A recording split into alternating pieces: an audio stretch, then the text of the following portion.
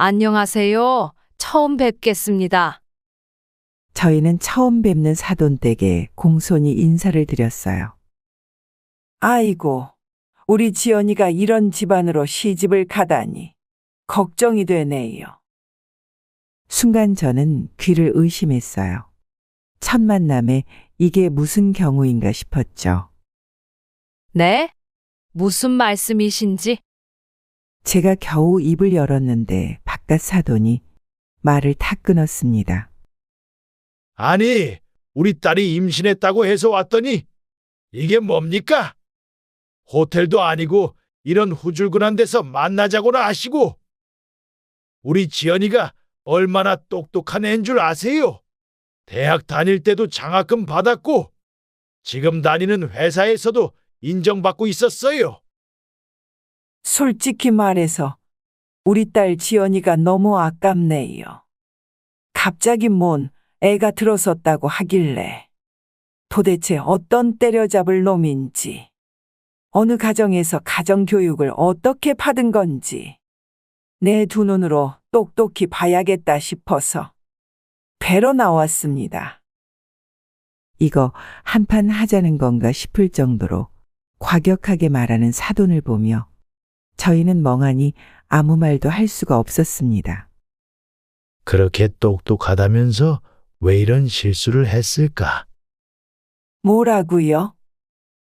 아닙니다. 모쪼록 좋게 이야기하시죠. 말씀도 좀 누그러뜨려서 하시면 좋겠네요. 그래서 말인데 우리 지연이의 앞날을 위해서 신혼집은 어떻게 할 건가요? 요즘 서울 집값이 장난 아닌데 어디 괜찮은 아파트라도 마련해 주실 거죠? 저희가 살고 있는 주택집 2층을 수리해서 아들네 부부가 살게 하려고 합니다. 그 말을 듣자마자 단박에 며느리네 부모님의 표정이 일그러졌어요. 아니, 무슨 시대에 뒤떨어진 소리를 하시는 거예요? 제 딸네 부부가 시댁에서 산다니 말도 안 돼요. 우리 지연이가 얼마나 고생을 하겠어요. 예비 며느리 지연이네 어머님이 대뜸 빽빽거리며 소리를 질렀습니다. 안사돈님께서 말씀을 너무 막 하시는 경향이 있으시는 것 같네요.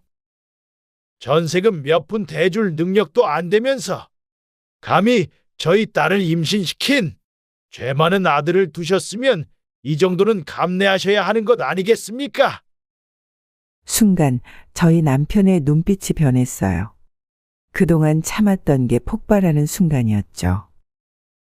아이고, 그렇게 귀한 따님을 저희 집에 시집 보내지 마시지 그러셨어요.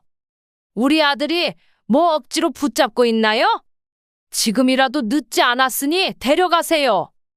우리 아들도 이제 정신 차리고 새 출발하는 게 나을 것 같네요. 아니면 이참에 여기 다 같이 손잡고 병원에 가서 정리를 할까요? 오늘의 이야기 속 주인공은 올해로 65세가 되신 김영희 씨입니다. 젊은 나이에 벌써 이혼을 한 아들의 사연을 보내시며 이 사연을 보는 다른 분들께서도 혹시나 며느리나 사위의 이상한 행동을 발견하셨다면 초기에 반드시 관심 있게 지켜보셨으면 좋겠다고 보태어 적어주셨습니다. 요즘 세상에 흔치 않은 외벌이로 묵묵히 벌어다가 처자식 먹여 살리려고 노력한 아들 박민수 군에게 3분 카레와 계란 후라이 한 장, 단무지 몇 조각 따위로 제대로 된 밥 한 끼 한 번 차려준 적 없었다는 며느리의 만행을 너무 늦게 알아차린 것이 사무치게 후회된다고 말씀하신 김 씨는 자신의 아들이 이혼을 하게 된 결정적이고 충격적인 계기는 따로 있었다고 말씀하시며 그 자세한 이야기를 사연으로 적어주셨습니다. 하나 있는 소중한 외아들의 이혼으로 인한 충격으로 김 씨의 남편 박철수 씨는 쓰러지셨고 현재 의식은 간신히 돌아왔지만 몸의 한쪽을 제대로 사용하지 못하는 편마비 장애가 생겨 지금까지도 일상생활을 제대로 하지 못할 정도로 피폐해진 삶을 이어가고 있고 아들 박민수 군 역시 삶에 대한 허무함과 고통을 느끼고 서울에서 잘 다니던 번듯한 중견 기업을 그만두고 지방으로 내려가 손자 준호와 함께 둘이서 조용히 지내고 있다고 전해주셨습니다. 도대체 무슨 일이 있었길래 태풍이 휩쓸고 간 오두막처럼 이토록 한 가족의 삶이 송두리째 망가져 버릴 수 있었던 걸까요? 이야기에 앞서 구독과 좋아요, 댓글은 영상 제작과 채널 운영에 정말이지 큰 힘이 된답니다. 그러면 오늘의 사연 지금 바로 시작합니다. 안녕하세요. 저는 이혼한 아들을 둔 65세 김영이라고 합니다. 저도 해보지 않은 이혼을 자식이 먼저 했다는 게 참으로 기구한 팔자이죠. 요즘 같은 세상에 자식이 이혼 한두 번 하는 게 무슨 대수식이나 되냐는 친구들의 위로에도 이 심란한 마음은 쉽사리 가라앉지를 않습니다. 어쩌다 잘못 들인 며느리 하나 때문에 행복했던 저희 집안의 삶이 송두리째로 망가져 버렸습니다. 지금은 남이 되었지만 며느리를 처음 만났을 때가 생각이 나네요. 처음에는 며느리 지연이의 당돌하고 대범한 성격이 신선하게 느껴졌습니다. 우리 민수가 지연이를 처음 데려왔던 날이 어제 일처럼 생생합니다. 그날은 봄날답지 않게 쌀쌀한 바람이 불던 날이었어요. 어머니, 아버지, 제가 소개할 사람이 있어요. 민수가 조심스레 말을 꺼냈을 때 저와 남편은 이미 짐작하고 있었죠. 아들이 누군가를 만나고 있다는 걸요. 그래, 너가 이런 이야기를 꺼낸 게 처음이니 이 아빠도 궁금하구나. 한번 데려와 봐라. 식사나 한번 같이 하자. 며칠 뒤 아들이 여자친구를 데려왔죠. 현관문이 열리고 지연이가 들어섰을 때 저와 남편은 깜짝 놀랄 수밖에 없었습니다. 허벅지가 다 드러나는 반짝거리는 검정 가죽 치마에 화려한 귀걸이 그리고 아주 새빨간 립스틱까지. 첫인상부터 우리 집 분위기와는 너무 달랐거든요.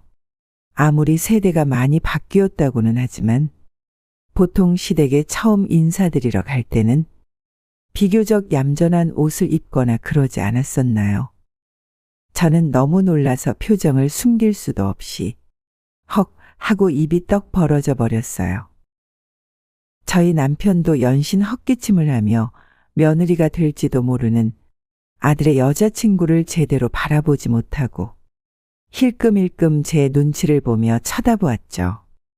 저는 순간 저희 집안을 무시하나 라는 생각이 들어 화가 났지만 첫 만남부터 쓴소리를 할 수는 없는 노릇이라서 그저 말을 아꼈습니다. 지금도 그때 생각을 하면 아찔하네요. 여러분이 생각해도 이상한 상황 아닌가요? 저만 이해를 못하는 건지 궁금합니다. 여러분은 어떻게 보일 것 같으신가요? 무튼 다 지난 얘기니까 일단 이야기 먼저 이어가 볼게요. 그래도 당시에 기억나는 건 며느리 애가 참 웃음기 하나는 이뻤어요. 입도 크고 눈도 크고 얼굴이 시원시원한 미인이었죠. 하호호 웃으면서 어머니하고 부르면 기분은 좋았어요. 안녕하세요, 어머님, 아버님. 저는 이지연이라고 합니다. 민수 오빠랑 잘 만나고 있어요. 지연이의 목소리는 또렷했고 눈을 마주치며 인사하는 모습이 당당해 보였어요. 우리 민수가 좀 소심한 편이라 이런 활발한 성격의 여자아이가 좋아 보이기도 했죠. 식사 자리에서 지연이는 거침없이 자신의 이야기를 풀어놓았어요. 대학에서 경영학을 전공했다는 것, 현재는 작은 회사에서 마케팅 일을 하고 있지만 곧 큰 회사로 이직할 계획이라는 것까지. 솔직히 말해서 조금 과하다 싶을 정도로 첫 만남에서 저희에게 자신의 포부를 늘어놓는 모습이 놀라웠습니다. 어머님, 제가 요리를 정말 좋아하거든요. 다음에 제가 직접 요리해서 대접해 드릴게요. 지연이의 말에 저는 속으로 요리도 좋아하는구나 하고 안심했답니다. 하지만 나중에 알고 보니 그건 그저 허언에 불과했죠. 식사가 끝나고 설거지를 하려는데 지연이가 먼저 나서더라고요. 제가 할게요, 어머님. 어머님은 쉬세요. 그 모습을 보며 저는 역시 착한 아이구나 생각했죠. 하지만 나중에 주방에 가보니 설거지는 대충대충. 그릇도 제자리에 안 넣고 아무데나 올려놓은 걸 보고 좀 당황스러웠어요. 그래도 첫 만남이니 너무 따지고 싶지 않았습니다. 젊은 애들은 다들 저러려니 하고 넘어갔죠. 지금 생각해보면 그때 좀 더 사람을 꼼꼼히 살펴볼 걸 그랬나 봐요. 그날 밤 민수가 지연이를 발에다 주고 돌아왔을 때 아들의 얼굴이 너무나 행복해 보였어요. 엄마, 지연이 어때요? 좋죠? 응? 그런데 민수야, 엄마가 보기에는 네. 왜요, 엄마? 에휴, 아니다. 그래, 잘 만나보거라. 저기, 피임은 꼭 잘하고. 아들의 그 눈빛을 보니 제가 뭐라고 할 말이 없더라고요. 그저 그래, 좋아 보이는구나 하고 대답할 수밖에 없었죠. 하지만 솔직히 결혼은 더욱이 신중히 결정하기를 바랬어요. 그래서 다른 건 몰라도 피임은 꼭 하라고 일러두었죠. 아이만 없으면 사실 남녀 사이 갈라지는 건 서로의 마음 문제이지만 아이가 생기면 어떤 식으로든 돌이킬 수 없으니 말입니다. 그렇게 민수와 지연이의 만남이 시작된 지 6개월쯤 지났을 때였어요. 봄날의 따스한 햇살이 창문을 통해 거실을 비추던 어느 날 오후, 제 아들 민수가 뜬금없이 아버지와 저를 불러 앉혔습니다. 평소 과묵하던 아들이 이렇게 심각한 표정으로 우리를 부르는 건 처음이었죠. 조금 이상한 생각이 들었지만 저희는 그저 취직 문제겠지 하고 생각했어요. 어머니, 아버지. 제가 드릴 말씀이 있어요. 아들 민수의 목소리가 떨리고 있었습니다. 별일 아닐 거라 생각했는데 그 모습을 보니 괜히 가슴이 덜컥 내려앉았습니다. 무슨 일이니, 민수야? 설마 회사에서 무슨 일 있었니? 제가 조심스레 물었죠. 하지만 민수의 대답은 저희 부부의 예상을 완전히 빗나갔어요. 지연이가 임신했어요. 순간 온 세상이 조용해지는 것 같았어요. 저는 그저 멍하니 민수를 바라볼 수밖에 없었죠. 머릿속이 하얘지면서 아무 생각도 나지 않았어요. 뭐라고? 너 지금 뭐라고 했어? 남편이 벌떡 일어나 소리쳤어요. 평소 과묵하던 애들 아빠가 이렇게 큰 소리를 내는 걸 저는 본 적이 없었기에 너무 놀라 뒤로 나자빠질 뻔했습니다. 아들도 잔뜩 각오했던 표정이었지만 남편의 우렁찬 목소리에 당황한 듯 눈동자가 빠르게 흔들리더군요. 아, 아버지, 정말 죄송해요. 하지만 저희가 책임지고 애를 키워보려 합니다. 낳을 거예요, 저희 애기. 뭐? 너희 애기? 제정신이냐? 너 지금 뭐 얼마나 모았다고? 너 돈은 있어? 정신 차려라, 민수야. 결혼은 육아는 장난이 아니야. 니들 연애 노름 같은 게 아니라고. 민수의 말에 남편은 고래고래 소리를 지르며 철부지 아들의 각오에 현실은 그렇지 않다고 고함을 쳤습니다. 저는 그저 옆에서 긴 한숨을 내쉬었죠. 제가 그토록 철저하게 그것만은 안 된다고 당부했던 일을 기어코 저질러버린 아들을 보고 있자니 속이 꽉 막혀 지난 설날에 먹은 떡국이 체한 기분이었습니다. 아이고, 내 팔자야. 일을 어쩌면 좋아요, 여보. 머릿속으로는 오만 가지 생각이 들면서 내가 뭘 잘못 키웠나. 우리 집안 망신이네. 당장 얘네 집은 어떡하나.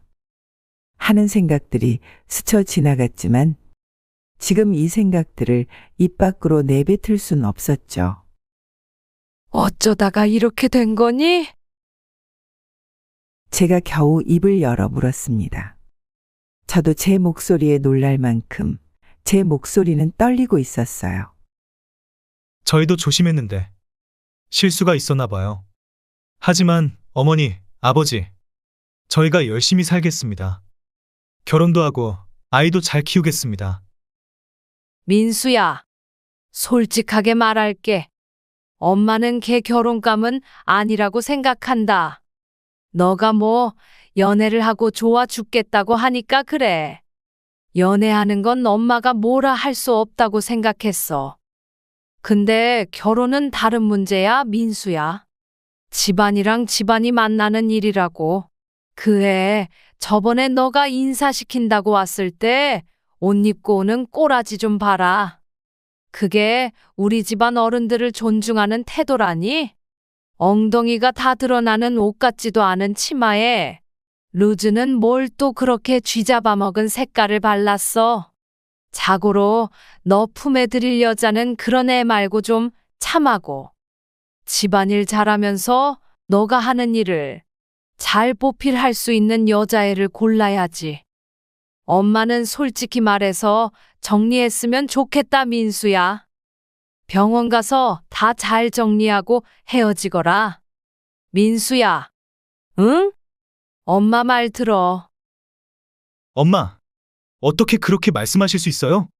엄마가 그렇게 사람에 대해서 편견이 가득하신 분인 줄은 상상도 못했어요. 그만 말하세요.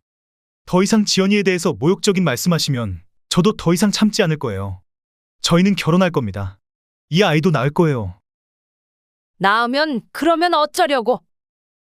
너네가 지금 당장 애 낳아서 어떻게 키울 건데? 그건 민수의 말을 듣는 순간 저는 머리가 지끈거렸어요. 그날 한참을 아들 민수와 실랑이를 하고 남편도 정말 오랜만에 찬장에서 술을 꺼내와 부엌에서 연거푸 그 독한 술을 병째로 들이켰습니다. 하지만 민수의 고집은 도저히 꺾을 수 없었고 이미 일어난 일 어쩔 수 없었죠. 제 머릿속으로는 앞으로 일어날 일들이 주마등처럼 스쳐 지나갔어요.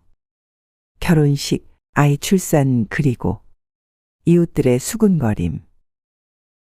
아이고, 망했네. 망했어.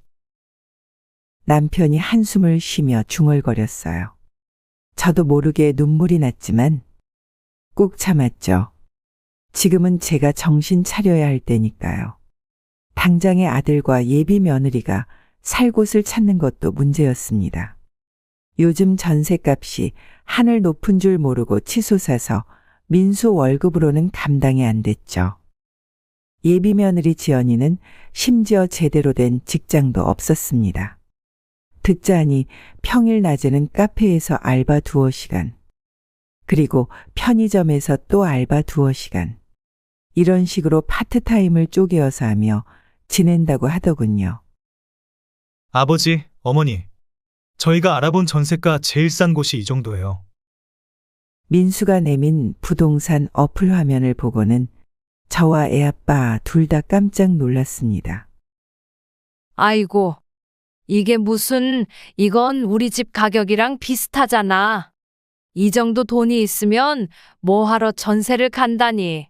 그냥 조금 더 보태서 집을 사고 말지. 저는 한숨을 쉬며 말했죠. 그래서 저희는 월세도 알아봤지만 목돈 들어가는 건 물론이고 매달 나가는 돈도 만만치 않았어요. 지금 민수 월급으로는 월세만 내더라도 생활이 무척이나 빠듯할 것 같았죠. 어떡하죠? 이러다 아기 태어나면 먹고 살기도 힘들겠어요. 민수가 고개를 푹 숙였어요. 그 모습을 보니 마음이 아팠죠. 여보, 우리가 어떻게 좀 도와줄까요? 제가 남편을 바라보며 물었어요. 남편은 잠시 생각에 잠기더니 입을 열었죠. 에휴, 어쩔 수 없지. 우리 집에서 살게 합시다. 아버지, 정말요? 정말 그래도 될까요? 민수가 놀란 눈으로 아버지를 바라봤어요.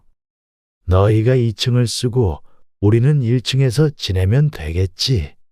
좀 불편하겠지만 지금은 그게 최선일 것 같다. 그 말을 듣는 순간 저는 안도의 한숨을 내쉬면서도 한편으로는 걱정이 되었어요. 신혼부부와 한 집에서 산다는 게 쉬운 일은 아니니까요. 정말요? 아버지, 어머니, 정말 감사합니다. 민수가 눈물을 글썽이며 말했어요. 그 모습을 보니 제 마음도 복잡해졌죠. 화가 나면서도 한편으로는 불쌍하기도 하고. 그래, 하지만 명심해라. 이건 임시방편이야. 너희가 자리 잡을 때까지만 이러는 거야. 알겠지? 여기는 엄밀히 말하면 네 부모의 노후 공간이지. 니네 먹고 살라고 마련한 공간이 아닌 거다. 남편이 단단히 일렀어요. 민수는 고개를 끄덕이며 연신 감사하다고 했죠. 그렇게 우리 집에서 신혼살림을 차리기로 했지만 마음 한 구석이 불안했어요. 과연 이게 옳은 결정일까? 지연이와 잘 지낼 수 있을까? 그때는 몰랐죠. 이 결정이 우리 가족에게 어떤 영향을 미칠지. 앞으로 일어날 일들을 알았다면 어쩌면 다른 선택을 했을지도 모르겠어요. 하지만 그때의 저는 그저 아들을 걱정하는 어머니였을 뿐이에요. 앞으로 닥칠 고부 갈등이나 가족 간의 갈등 같은 건 상상도 못했죠. 축복받아야 할지 아들의 결혼과 출산이 이렇게 시작되다니. TV 드라마나 영화를 볼 때면 가끔씩 나오는 자녀의 결혼식 장면을 보며 내 아들 결혼할 때 나는 어떻게 입장해야 하나? 한복은 어떤 걸 입게 될까? 어떤 웨딩홀에서 결혼을 하려나? 심지어 친구네 자식들 결혼식을 갈 때도 내 아들 결혼식 때는 이런 건 하면 안 되겠다. 이런 건 좋겠다. 라며 혼자 생각했던 그동안의 생각들이 모두 다 쓸모없는 망상으로 느껴졌습니다. 이렇게 번갯불에 콩 볶아 먹듯 허겁지겁 찝찝한 기분으로 결혼시킬 줄은 상상도 못했으니까요. 하늘이 무너지는 것 같았지만 한편으로는 곧 태어날 손주를 생각하니 기묘한 감정이 들기도 했습니다. 참 아이러니했어요. 하지만 이러한 감상도 잠시였죠. 곧 우리 가족에게 커다란 시련이 닥쳐올 줄은 그때의 저는 전혀 몰랐습니다. 민수야, 그런데 지연이 부모님께는 연락했니? 아직이요. 어머니, 아버지께 먼저 말씀드리고 싶어서. 아니, 아직도 말씀을 안 드렸다고? 너 정신이 있는 거니 없는 거니? 지금 당장 연락드려서 만나 뵙고 상견례를 하던 뭐 준비를 해야 할 거 아니냐? 그럼 우선 지연이 부모님께 연락해라. 그리고 우리 모두 만나서 이야기를 나눠야겠다.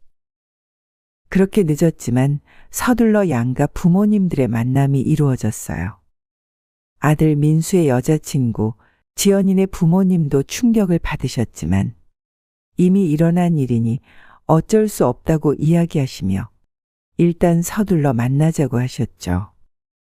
여기까지는 뭐 딱히 문제될 것이 없었기에 그냥 저희처럼 아이들이 철없이 사고를 친 것에 대해서 앞날을 걱정하는 그저 그런 평범한 부모님이시라고 생각했습니다. 아니랬죠. 상견례 날, 저희는 긴장된 마음으로 약속 장소에 도착했어요. 아무래도 서로 처음 뵙는 것이기도 했고, 어찌 보면 마음의 준비 없이 너무나도 갑작스럽게 이루어진 일들이었기 때문에 마음을 단단히 먹고 약속 장소로 향했습니다. 지연이 부모님은 이미 와 계셨는데 솔직히 말하자면 첫 인상부터 마음에 들지는 않았죠.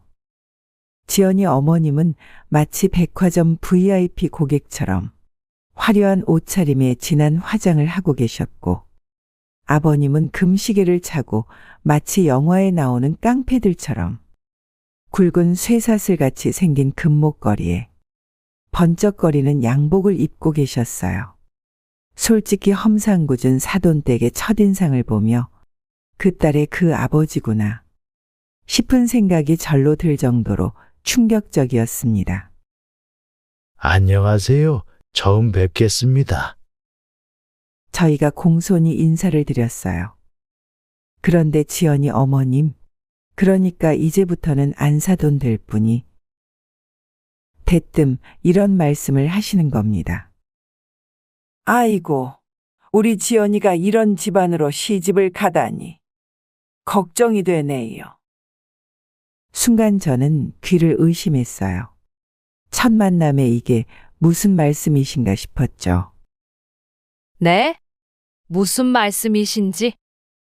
제가 겨우 입을 열었는데 지연이 아버님이 말을 끊으셨어요. 아니, 우리 딸이 임신했다고 해서 왔더니 이게 뭡니까? 호텔도 아니고 이런 데서 만나자고 하시고. 저희 남편의 얼굴이 붉어지는 게 보였어요.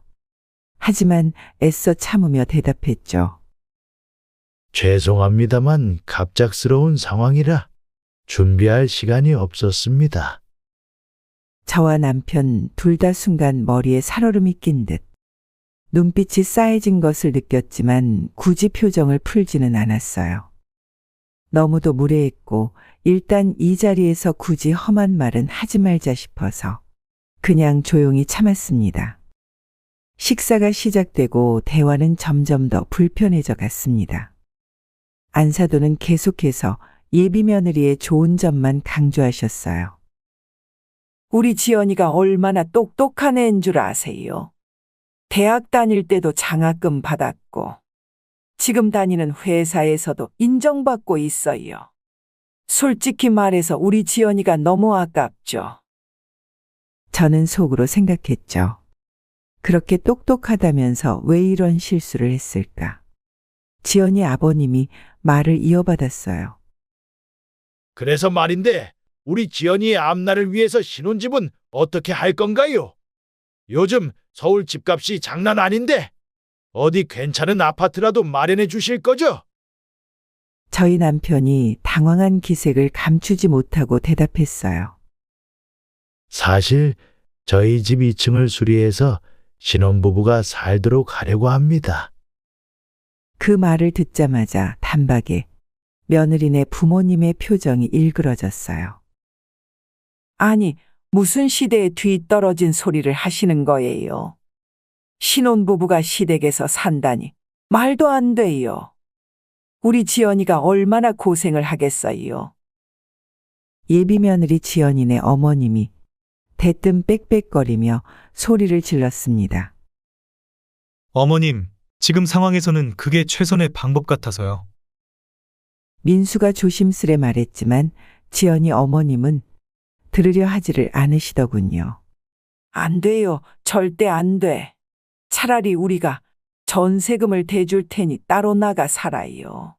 우리 딸 귀하게 키웠는데 이렇게 취급받으라고 나온 게 아니에요. 저는 그 말에 화가 났지만 참았어요. 하지만 남편은 더 이상 참지 못했습니다. 죄송하지만 저희 아들이 아직 능력이 부족해서 따로 살 형편이 안 됩니다. 게다가 곧 아이도 태어날 텐데 젊은 애들 둘이서 어떻게 감당하겠습니까? 뭐 그쪽이 전세금을 대주신다고 하면 그렇게 하십시오. 그런데 말입니다. 저희 집도 그렇게 후줄근하진 않아요. 2층 리모델링 전부 해두었고 사실상 독립된 가구로 살아갈 수 있게끔 저희도 큰맘 먹고 지원해 준 겁니다. 안사돈님께서 말씀을 너무 막 하시는 경향이 있으시는 것 같네요. 예비 며느리의 아버님이 한숨을 쉬셨어요. 전세금 몇 푼 대줄 능력도 안 되면서 감히 저희 딸을 임신시킨 죄 많은 아들을 두셨으면 이 정도는 감내하셔야 하는 것 아니겠습니까? 순간 저희 남편의 눈빛이 변했어요. 그동안 참았던 게 폭발하는 순간이었죠. 아이고, 그렇게 귀한 따님을 저희 집에 시집 보내지 마시지 그러셨어요. 우리 아들이 뭐 억지로 붙잡고 있나요?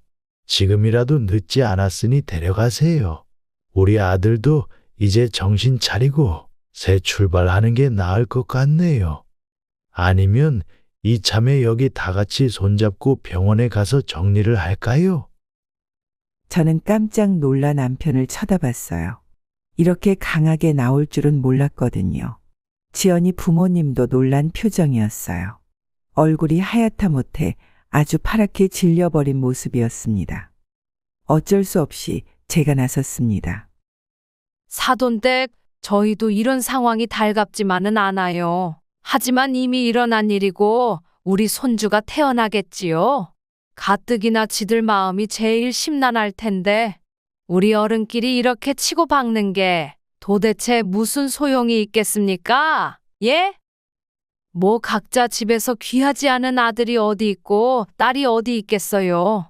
적당히 양보하고 이해하면서 해결책을 찾아보는 게 낫지요.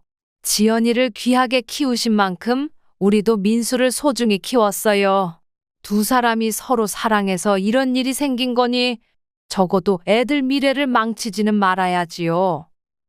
제 말에 잠시 침묵이 흘렀어요. 그때 예비 며느리 지연이가 울먹이며 말했습니다. 엄마, 아빠, 그리고 어머님, 아버님. 제 불찰로 이런 일이 생겨서 정말 죄송해요. 하지만 저와 민수 오빠가 열심히 살아갈 테니 지켜봐 주세요. 제발요. 예비 며느리의 눈물 어린 이야기에 모두가 잠시 마음을 누그러뜨릴 수 있었습니다. 결국 안사돈이 한숨을 쉬며 말씀하셨어요. 지켜보겠습니다. 아니, 이 사람들이 정말? 여보, 그만 나갑시다. 길고 거칠었던 상견례 자리에서 어찌어찌 구한 타협점은 신혼부부는 일단 저희 집 2층에서 살되 사돈댁이 말한 전세자금은 아이들의 앞날을 위해 6개월 후에는 따로 나가 살 수 있도록 양가에서 도와주기로 했죠. 그리고 결혼식은 간소하게 하되 축의금은 모두 신혼부부의 새 출발을 위해 쓰기로 했습니다. 상견례는 그렇게 끝이 났지만 저의 마음 한구석에는 찝찝함이 남았어요. 사돈집의 태도, 그리고 우리 아들 부부의 앞날에 대한 걱정. 이 모든 것들이 제 마음을 무겁게 했습니다. 집으로 돌아오는 길, 남편이 한숨을 쉬며 말했어요. 여보, 우리 민수 잘 알 수 있을까? 저는 대답할 말을 찾지 못했어요. 그저 남편의 손을 꼭 잡았을 뿐이었죠. 걱정 마세요. 우리가 잘 이끌어주면 돼요. 그리고 지연이도 생각보다는 괜찮은 아이가 아닐까 싶어요. 아까 그렇게 울고불고 하면서 죄송하다고 이야기하는 걸 보면 남편이 픽 웃으며 말했어요. 당신 참 대단해요. 그 상황에서 어떻게 그렇게 침착할 수 있었어요? 글쎄요, 나도 모르겠어요. 그냥 우리 아들, 며느리, 그리고 곧 태어날 손주를 생각하니 그렇게 할 수밖에 없더라고요. 그날 밤 저는 잠을 이루지 못했어요. 머릿속으로 온갖 생각들이 스쳐 지나갔습니다. 지연이는 과연 며느리로서 역할을 잘 해낼 수 있을까? 민수는 아버지로서 책임을 다할 수 있을까? 그리고 우리는 할머니, 할아버지로서 어떻게 해야 할까? 참으로 길고 긴 밤이었습니다. 처음에는 괜찮을 줄 알았어요. 하지만 결혼식이 끝나고 며느리 지연이가 우리 집에 들어오면서부터 문제가 시작됐습니다. 처음에는 서로 적응하는 시기라고 생각했지만 날이 갈수록 상황은 점점 악화되어 갔죠. 지연이가 우리 집에 온 첫날, 저는 특별히 정성을 들여 된장찌개를 끓였어요. 새 며느리를 위해 맛있는 집밥을 해주고 싶었거든요. 하지만 지연이의 반응은 제 기대와는 너무 달랐습니다. 아, 어머니, 그것 좀 제발 치워주세요. 제가 입덧이 심해서 냄새에 민감해서요. 당분간 정말 죄송한데 된장찌개 같이 역겨운 냄새 나는 음식 같은 건 좀 자제해 주시면 안 될까요? 뭐? 역겹다고? 아, 죄송해요, 어머니. 제가 말실수를 했네요. 지금 속이 너무 안 좋아서요. 냄새가 독한 음식은 안 드셨으면 좋겠어요.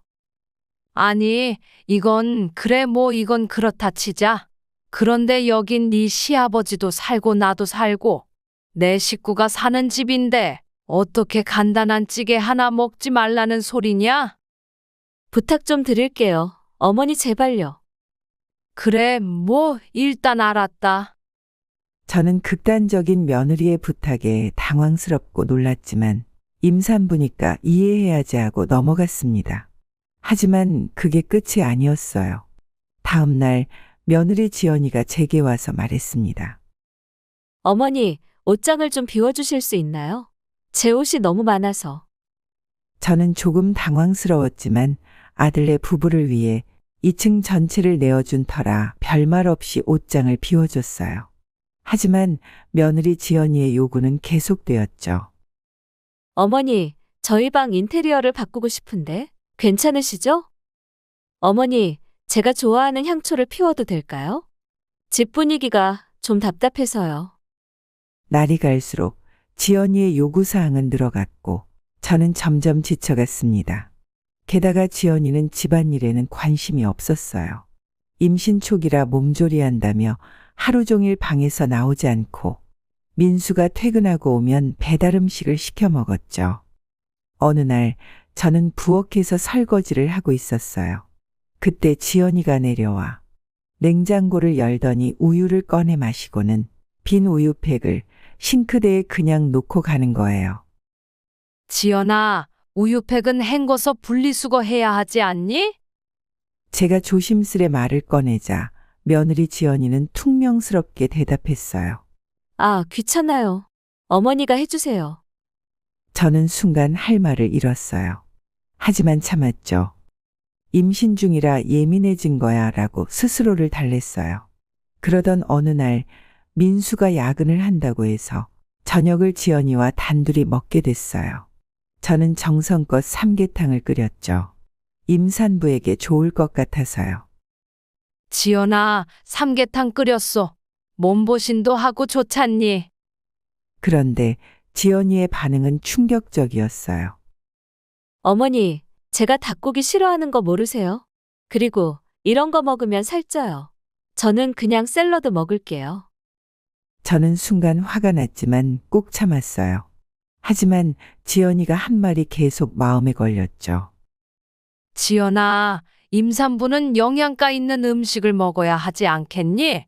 샐러드만으로는 부족할 것 같아. 그러자 지연이가 짜증스러운 목소리로 말했어요. 괜찮아요, 어머니. 요즘은 배달 음식도 다 좋은 거예요. 제가 알아서 할게요. 그 말을 듣고 저는 마음이 아팠어요. 며느리를 위해 정성껏 준비한 음식을 이렇게 무시당하니 말이에요. 시간이 지날수록 상황은 더 악화됐어요. 지연이는 집안일은 전혀 하지 않고 하루 종일 방에서 스마트폰만 보며 시간을 보냈죠. 빨래나 청소는 물론이고 자기 방 정리조차 하지 않았어요. 어느 날 저는 2층 청소를 하다가 지연이의 방에서 곰팡이 냄새를 맡았어요. 문을 열어보니 빨래 더미가 산처럼 쌓여 있고 곳곳에 음식물 쓰레기가 굴러다니고 있었죠. 지연아, 이렇게 방을 어지럽히면 안 돼. 곰팡이 생기면 건강에 안 좋잖니? 제가 걱정스러운 마음에 말했더니 지연이가 화를 내며 말했어요. 어머니, 제 방인데 왜 들어오세요? 제 사생활을 침해하지 말아주세요. 저는 그 말에 충격을 받았어요. 며느리를 걱정해서 한 말인데 이렇게 험하게 나오다니요. 그날 저녁 저는 더 이상 참을 수 없어 아들 민수를 불렀어요. 민수야, 이렇게는 안 되겠다. 지연이가 좀 집안일도 하고 임산부답게 행동해야 하지 않겠니?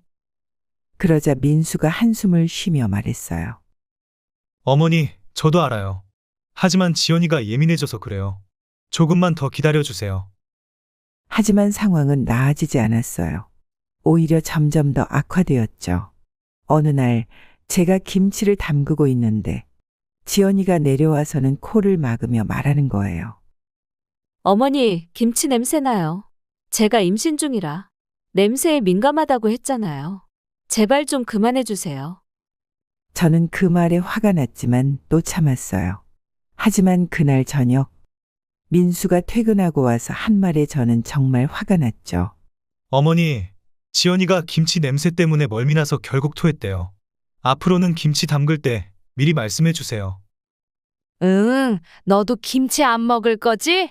됐다. 알았다고 그만하라고. 저는 그 순간 폭발할 것 같아서 그냥 비꼬아서 한마디 툭 던지고는 꾹 참고 방으로 들어갔죠. 그로부터 며칠 후 2층에서 지연이가 큰 소리로 울며 민수에게 전화를 걸었어요. 오빠, 나 더 이상 못 살겠어. 어머님이 나를 구박해. 저는 깜짝 놀라 얼어붙었어요. 제가 언제 구박을 했다고 그러는 걸까요? 오히려 제가 지연이 눈치를 보며 살았는데 말이에요. 그날 밤 아들 민수가 퇴근하자마자 제 방을 찾아왔어요. 어머니, 우리 따로 나가 살려고 해요. 지연이가 많이 힘들어해요.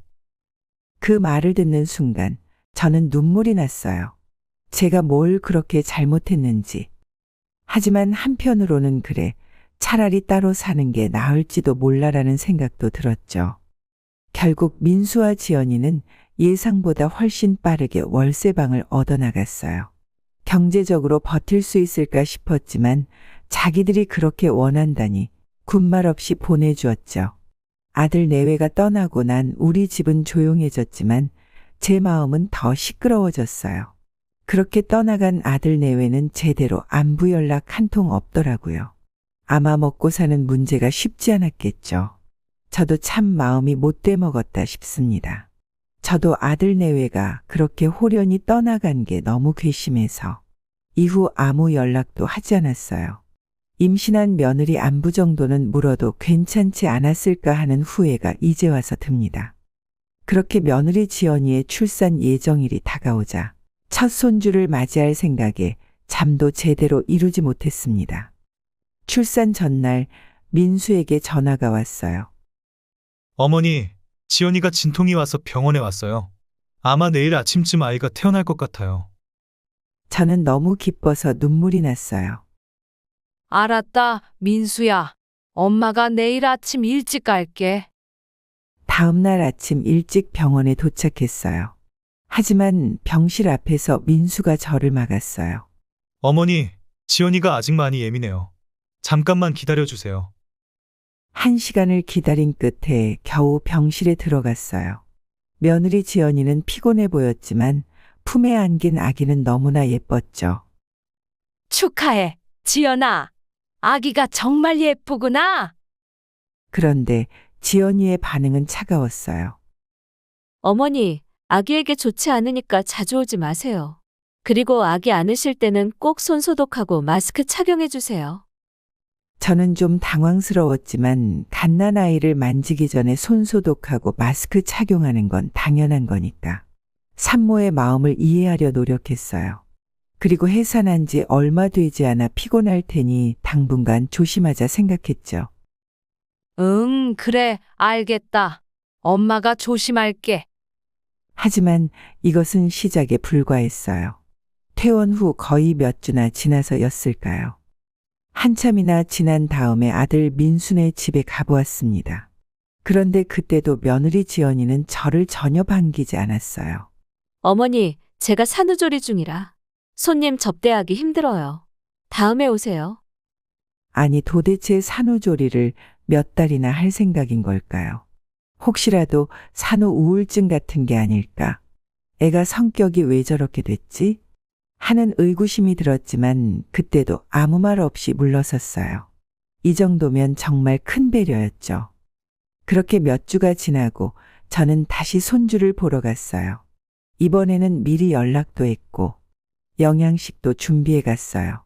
저도 정말이지 만반의 준비를 했습니다.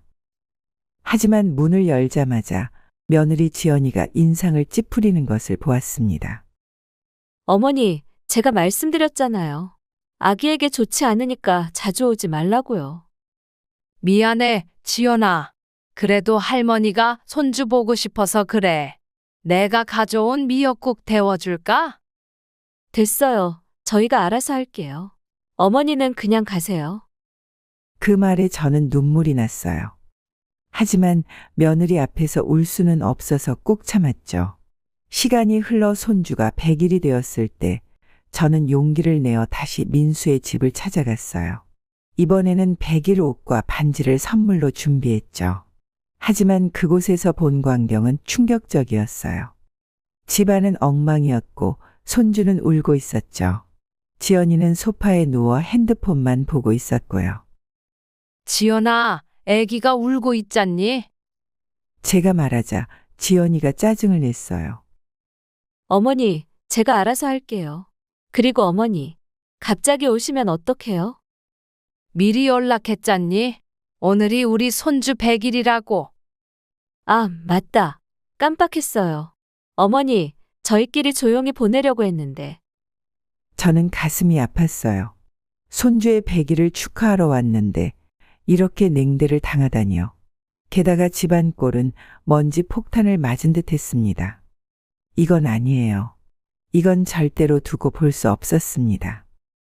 너 오늘은 나랑 얘기 좀 하자. 이건 아니야. 이 꼴로 이렇게 개판으로 사는 건 아니라고. 너 왜 그러니? 뭐 우울증이라도 온 거야? 말을 해 좀. 뭐를 어떻게 해줄까? 이렇게 보양식이니 뭐니 선물까지 가져와도 왜 이렇게 나를 차갑게 대하는 거야?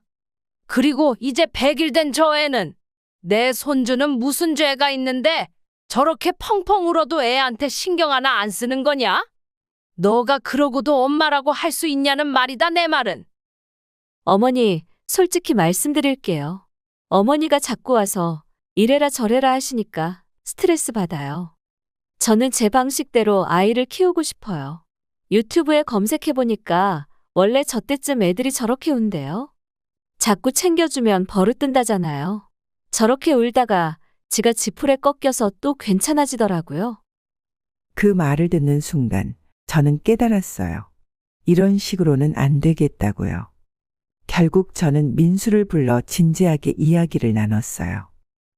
민수야, 이렇게는 안 되겠다. 지연이가 좀 더 책임감 있게 행동해야 하지 않겠니? 그리고 너도 좀 더 적극적으로 나서야 해. 저러다가 저거 애 잡을 거다.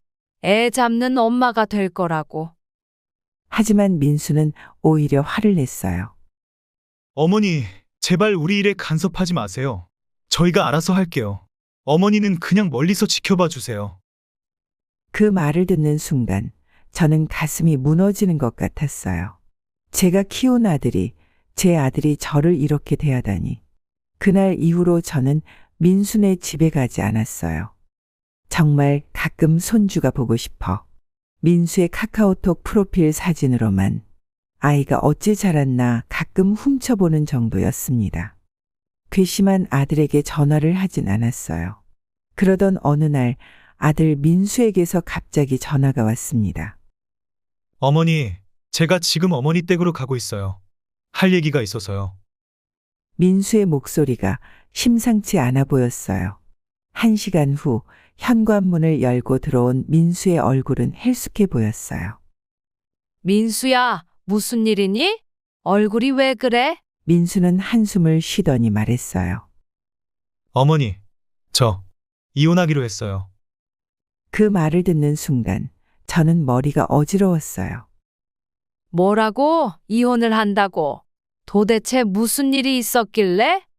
민수는 고개를 숙이고 말했어요. 지연이가 바람을 폈어요. 그 말을 듣는 순간 저는 눈앞이 캄캄해졌어요. 하지만 동시에 그럴 줄 알았어라는 생각도 들더라고요. 어떻게 알게 된 거니? 민수는 힘없이 말을 이어갔어요. 제가 출장을 갔다 왔는데 집에 낯선 남자 신발이 있더라고요.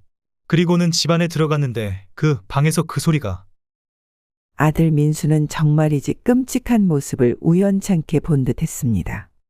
그때를 다시금 떠올리며 닭똥 같은 눈물을 흘렸습니다. 말도 차마 더 이어가지 못하고 오열하는 아들을 보니 그간의 괘씸함과 노여움이 무색하리만큼 가슴이 아팠어요. 내가 평생 키운 내 아들이 이런 상처를 받다니 너무도 속상했습니다. 그래서 어떻게 하기로 했니? 차마 그 자리에서 어떤 이야기도 할 수가 없어서 일단은 뛰쳐나가 버렸어요. 계속해서 지연이에게 전화가 왔는데 받을 수도 없었고 그냥 공원 벤치에서 펑펑 울었어요. 그러고 한참이 지나 새벽에 들어가 보니 그 남자는 사라지고 없더라고요. 지연이랑 얘기해봤어요. 처음엔 부인하더니 나중엔 울면서 미안하다고 한 번만 용서해달라고 하는데 아들은 자꾸만 터져나오는 울음의 말을 이어가지 못했습니다. 아기가 생기고 나서 몸에 살도 찌고 여성으로서 매력이 떨어진 것 같아서 어플로 남자를 만났대요. 그냥 친구랑 연락하는 느낌으로 연락하다가 그 남자랑 결국 저희 집에서 그런 어머니, 저는 이제 지연이를 믿을 수가 없어요. 저는 아들을 꼭 안아주었어요. 그리고 그때 제가 본 것들이 떠올랐어요. 민수야, 사실 엄마가 너한테 말하지 않은 게 있어. 민수가 고개를 들어 저를 바라봤어요. 얼마 전에 내가 너희 집 앞에 갔었거든. 그때 지연이가 낯선 남자랑 나오는 걸 봤어. 처음엔 그냥 친구인 줄 알았는데 민수의 얼굴이 굳어졌어요. 어머니, 왜 그때 말씀 안 하셨어요? 미안해, 민수야. 엄마가 잘못 본 건가 싶어서. 그리고 너희 일에 끼어들고 싶지 않았어. 민수는 한동안 말이 없었어요. 그리고 갑자기 일어나더니 문을 향해 걸어갔어요. 민수야, 어디 가니? 죄송해요, 어머니. 저 좀 혼자 있고 싶어요. 그렇게 민수가 나가고 저는 혼자 남아 한참을 울었어요. 제 아들의 가정이 깨진다고 생각하니 너무나 가슴이 아팠죠. 다음 날 남편에게 이 일을 말했어요. 남편은 너무나 큰 충격을 받았는지 갑자기 가슴을 부여잡더니 쓰러졌어요. 다행히 빨리 병원으로 옮겨 큰일은 없었지만 그 이후로 남편은 편마비 증상을 호소했어요. 당시에는 입원 치료를 받을 만큼 증상이 심각했었습니다. 지금도 일상생활에 큰 영향을 주고 있어요. 생명에는 지장이 없지만 그 일은 지독하리만큼 저희 가정에 후유증을 남겼습니다. 며칠 후 민수가 다시 찾아왔어요. 어머니, 저 이혼 서류 제출했어요. 그래.